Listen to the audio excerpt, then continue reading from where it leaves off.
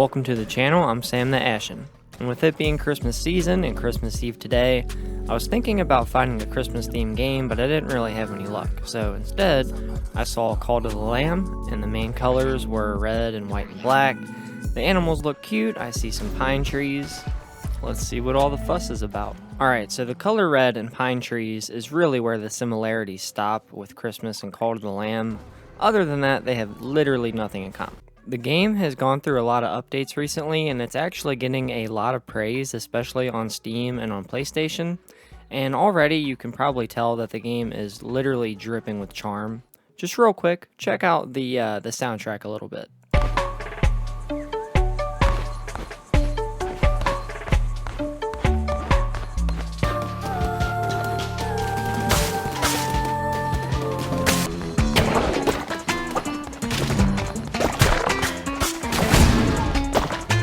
Yeah, this game put out some freaking bangers. You thought Get Swifty was a jam?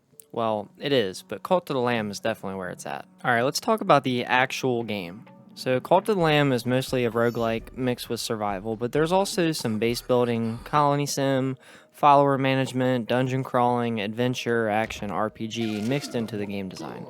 It might sound like too many things to mix together, but it actually blends all these ideas together pretty well.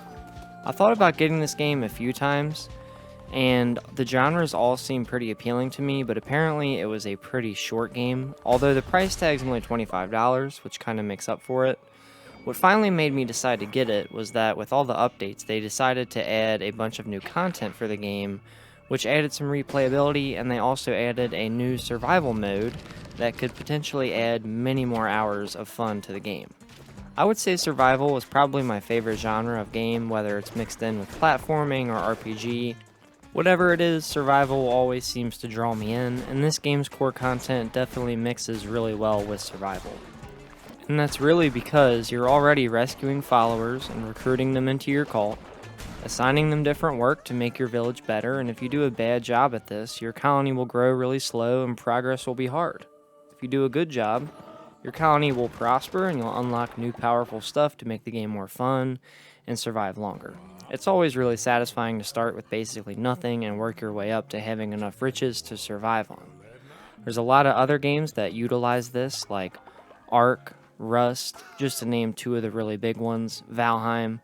There's a ton of games where you start with nothing and build your way up, and that grind, if you want to call it, or journey to the top, and the satisfaction that comes along with it is really what makes a lot of these games even worth playing. At first glance, Cult of the Lamb actually looks really simple, almost too simple, but once you get a little bit into it, I'm talking like 30 minutes in, you quickly realize that there's a lot more to it than just dungeon crawling and recruiting your followers.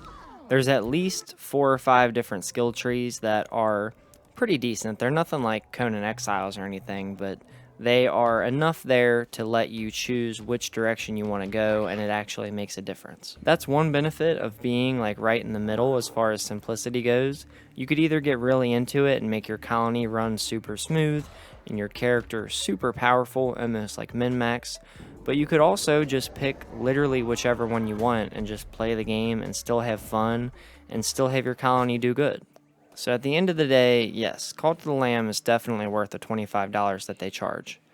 It's really charming. The graphics and the character designs and animations are really cool and kind of cute looking, but the thing is, it mixes that cool cutesy design with like a really dark overtone and atmosphere and story with the cults and skeletons and Cthulhu, Leviathan, crazy woodland myth, folklore creatures.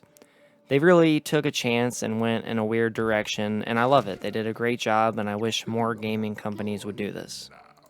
I hope you enjoyed the video. If you did, liking and commenting really does help me out and make a difference. Every person really does count. If you want to see more from me, subscribing to the channel is obviously the perfect way to do that. I post once a week on Sundays, so I will never clog up your feed. Merry Christmas. I hope you all have a great New Year and a great Christmas. Peace out.